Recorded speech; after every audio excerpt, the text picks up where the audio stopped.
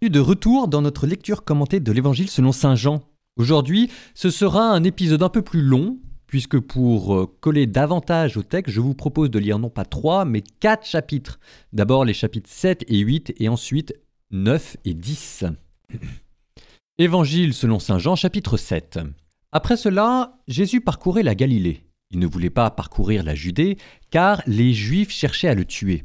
La fête juive des Tentes était proche, alors les frères de Jésus lui dirent « Ne reste pas ici, va en Judée, afin que tes disciples aussi voient les œuvres que tu fais. On n'agit pas en secret quand on veut être un personnage public. Puisque tu fais de telles choses, il faut te manifester au monde. » En effet, les frères de Jésus eux-mêmes ne croyaient pas en lui. Jésus leur dit alors « Pour moi, le moment n'est pas encore venu, mais pour vous, c'est toujours le bon moment. Le monde ne peut pas vous haïr, mais il a de la haine contre moi, parce que je témoigne que ses œuvres sont mauvaises. Vous autres, montez à la fête. Moi, je ne monte pas à cette fête, parce que mon temps n'est pas encore accompli. » Cela dit, il demeura en Galilée. Lorsque ses frères furent montés à Jérusalem pour la fête, il y monta lui aussi, non pas ostensiblement, mais en secret. Les Juifs cherchaient pendant la fête Jésus en disant « Où donc est-il » Et on discutait beaucoup à son sujet dans la foule. Tandis que les uns disaient « C'est un homme de bien », d'autres répliquaient « Mais non, il égare la foule ». Toutefois, personne ne parlait ouvertement de lui par crainte des Juifs. On était déjà au milieu de la semaine de la fête quand Jésus monta au temple. Et là, il enseignait. Les Juifs s'étonnaient et disaient « Comment est-il instruit sans avoir étudié ?» Et Jésus leur répondit « Mon enseignement n'est pas de moi, mais de celui qui m'a envoyé. Quelqu'un veut-il faire la volonté de Dieu ? Il saura si cet enseignement vient de Dieu ou si je parle de ma propre initiative. Si quelqu'un parle de sa propre initiative, il cherche sa gloire personnelle. Mais si quelqu'un cherche la gloire de celui qui l'a envoyé, celui-là est vrai et il n'y a pas d'imposture en lui. Moïse ne vous a-t-il pas donné la loi ? Et aucun de vous ne met la loi en pratique. Pourquoi cherchez-vous à me tuer ? La foule répondit « Tu as un démon, qui donc te cherche à te tuer ?» Jésus leur répondit « Pour une seule œuvre que j'ai faite, vous voilà tous dans l'étonnement. Moïse vous a donné la circoncision, en fait elle ne vient pas de Moïse mais des patriarches, et vous la pratiquez même le jour du sabbat. Eh bien, si le jour du sabbat un homme peut recevoir la circoncision afin que la loi de Moïse soit respectée, pourquoi vous emportez contre moi parce que j'ai guéri un homme tout entier le jour du sabbat ? Ne jugez pas d'après l'apparence, mais jugez selon la justice. » Quelques habitants de Jérusalem disaient encore « N'est-il pas celui qu'on cherche à tuer ? Le voilà qui parle ouvertement et personne ne lui dit rien. Nos chefs auraient-ils vraiment reconnu que c'est lui le Christ ? Mais lui, nous savons d'où il est. Or, le Christ, quand il viendra, personne ne saura d'où il est. » Jésus, qui enseignait dans le temple, s'écria « Vous me connaissez et vous savez d'où je suis ? Je ne suis pas venu de moi-même. Mais il est véridique celui qui m'a envoyé, lui que vous ne connaissez pas. Moi, je le connais parce que je viens d'auprès de lui et c'est lui qui m'a envoyé. » On cherchait à l'arrêter, mais personne ne mit la main sur lui parce que son heure n'était pas encore venue. Dans la foule, beaucoup crurent en lui et ils disaient « Le Christ, quand il viendra, accomplira-t-il plus de signes que celui-ci n'en a fait ?» Les pharisiens entendirent la foule discuter ainsi à son propos. Alors, les grands prêtres et les pharisiens envoyèrent des gardes pour l'arrêter. Mais Jésus déclara « Pour un peu de temps encore, je suis avec vous, puis je m'en vais auprès de celui qui m'a envoyé.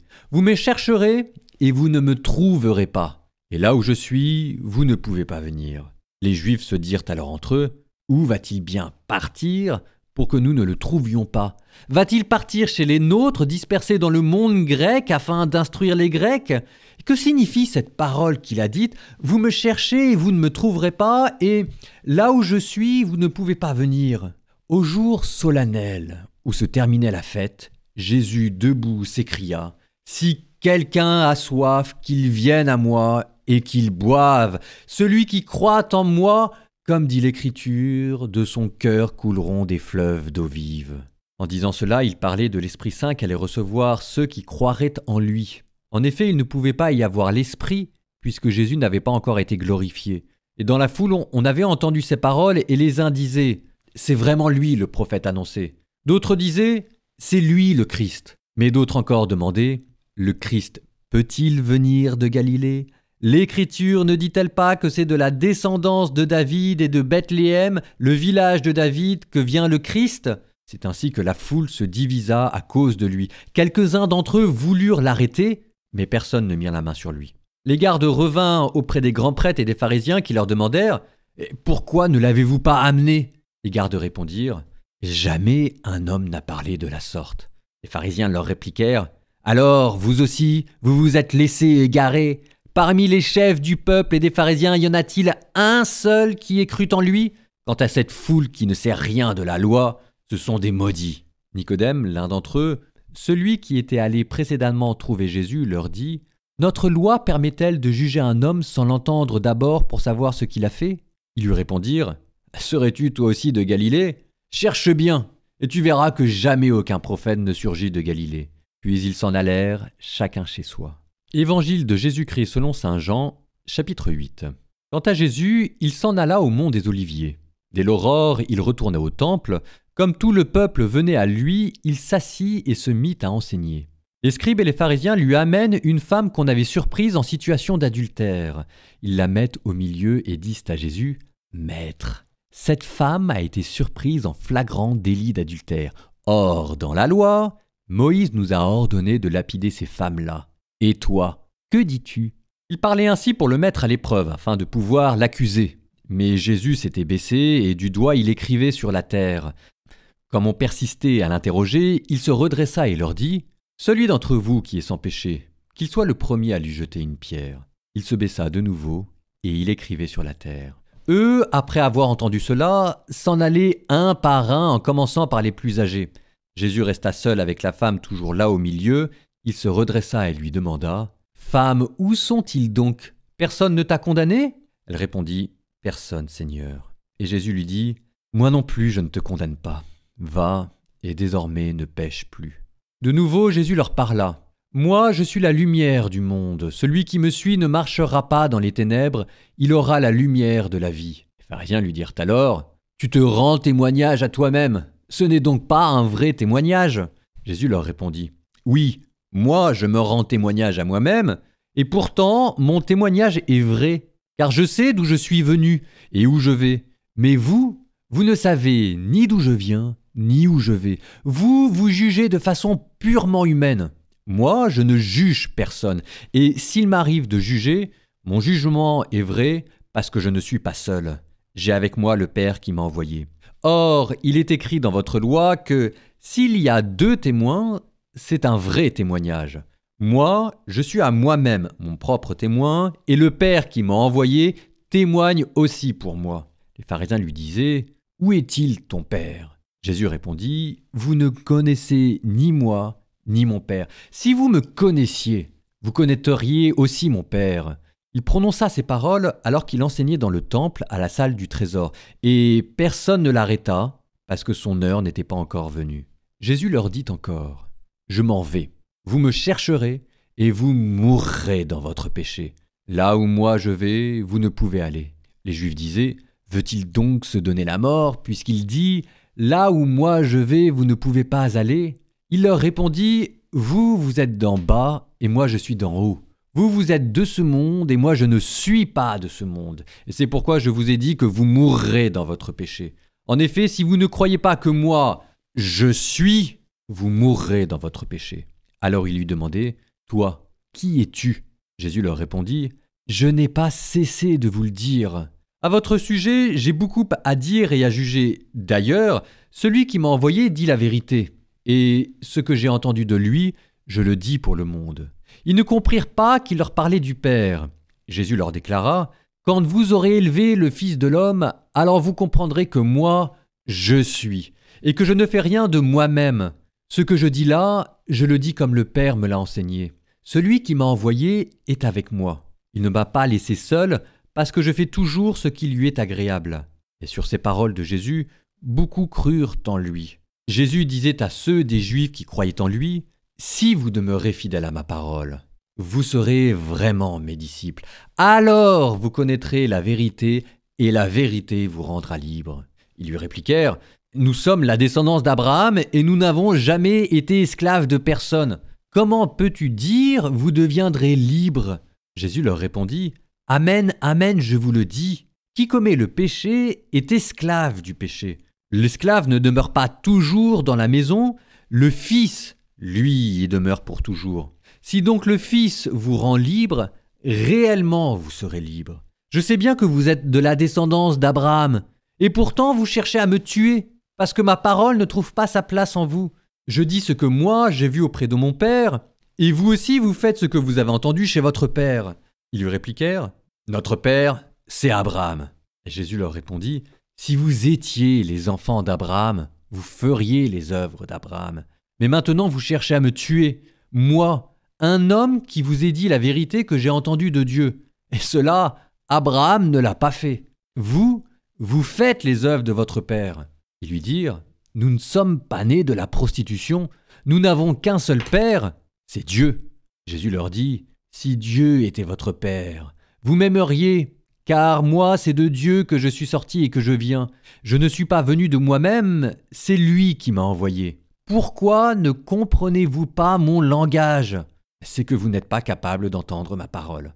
Vous êtes du diable. C'est lui votre père. Et vous cherchez à réaliser les convoitises de votre père. Depuis le commencement, il a été un meurtrier. Il ne s'est pas tenu dans la vérité parce qu'il n'y a pas en lui de vérité. Quand il dit le mensonge, il le tire de lui-même parce qu'il est menteur et père du mensonge.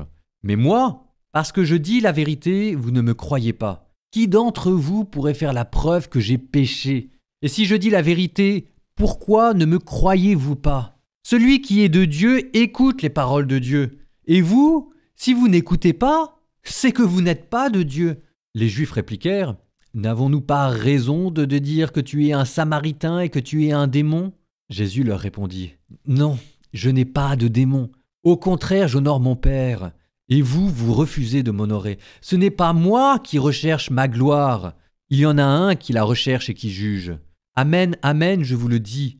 Si quelqu'un garde ma parole, jamais il ne verra la mort. » Les Juifs lui dirent, « Maintenant nous savons bien que tu as un démon. Abraham est mort, les prophètes aussi, et toi tu dis, si quelqu'un garde ma parole, il ne connaîtra jamais la mort. Es-tu donc plus grand que notre père Abraham ?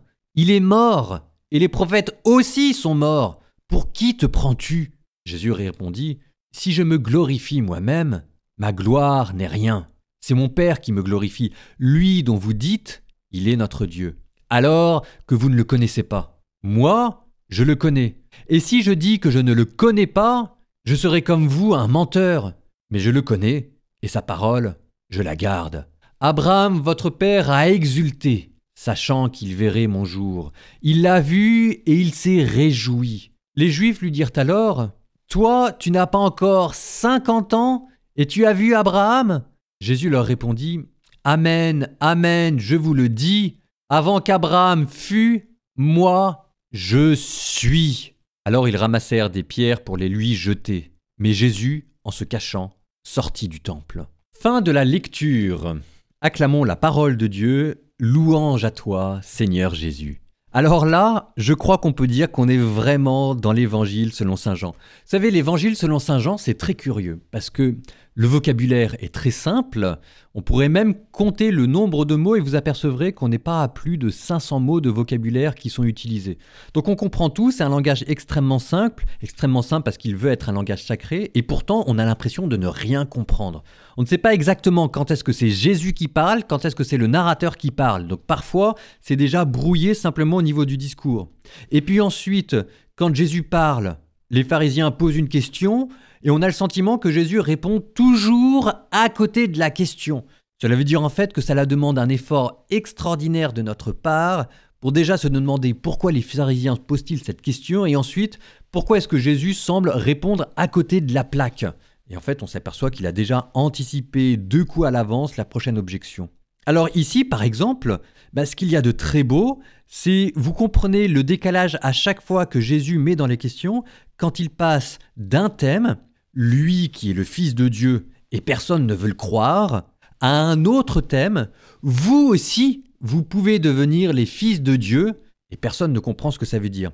Et alors il le fait à chaque fois en déplaçant un tout petit peu ce que ça veut dire que être père et être fils. Pour Jésus, être père, cela veut dire que on ne sait pas d'où il vient et en fait cela veut dire qu'il vient de Dieu et qu'il fait les œuvres de Dieu et que le Père lui a tout remis et qu'il peut juger. Et au fur et à mesure, on passe à être fils.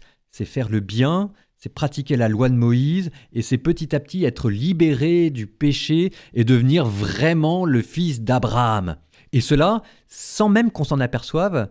Alors que les pharisiens lui reprochaient de dire qu'il était le fils de Dieu, à la fin Jésus leur dit « Mais vous aussi, vous pouvez devenir les fils de Dieu ». De manière adoptive, mais ça c'est nous qui le savons, mais en faisant le bien et en étant libérés du péché. Donc ça c'est le grand thème qui se déplace et qui nous renvoie, nous, à notre propre identité et à notre propre condition. Jésus nous a appris à être fils. Dieu a voulu nous adopter. C'est notre identité profonde. Fils de Dieu, aimé du Père, sauvé par Jésus et dans la puissance de l'Esprit Saint, ce qui fait que notre vie maintenant est dans la lumière.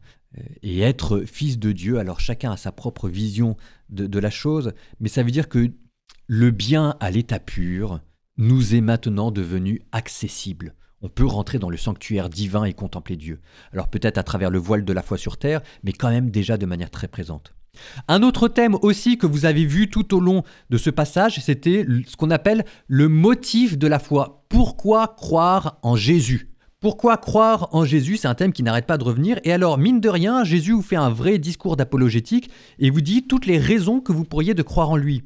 D'abord parce que Jean le Baptiste lui rendait témoignage, alors ça c'était l'épisode avant. Ensuite parce que la Bible, Moïse, lui rend témoignage, deuxième motif. Ensuite parce qu'il fait des œuvres bonnes qui viennent forcément de Dieu parce que ça s'apparente à des miracles. Ensuite parce qu'il a le pouvoir de nous libérer du péché. Et ensuite, preuve pas l'absurde, parce que jamais personne ne peut dire qu'il a commis un péché. Et alors ça, vous voyez, ça nous renvoie aussi à nous-mêmes. Pourquoi est-ce que nous croyons en Jésus? On pourrait croire. Alors certains d'entre nous croient en Jésus parce que Jésus, c'est la plus belle histoire alors moi, ça me touche énormément. Jésus, il n'a jamais fait de péché. C'est quand même extraordinaire. Enfin, je veux dire, Jésus n'a jamais fait de péché. Quand vous voyez normalement ce que font les hommes, ça ne vous donne pas l'évangile. Ça veut bien dire qu'il vient d'autre part. Ensuite, il y en a qui vont croire en Jésus parce qu'il est capable de faire des miracles, d'autres qui vont croire en lui parce qu'il est capable de les libérer du péché, d'autres parce qu'enfin il leur donne l'intelligence et la sagesse religieuse, ils sont capables de comprendre la Bible. Enfin bref, ici, Jésus vous donne un tout petit cours et c'est à nous aussi, à travers ce petit cours, d'arriver à nous remettre devant Dieu et de lui dire « Pourquoi est-ce que je crois en toi ?» Et Dieu qui nous répond en disant « Veux-tu devenir mon fils ?» C'est vraiment un très beau passage. Nous allons passer tout à l'heure à la deuxième partie qui va continuer avec les polémiques, je vous préviens. C'est des passages durs dans l'évangile selon saint Jean.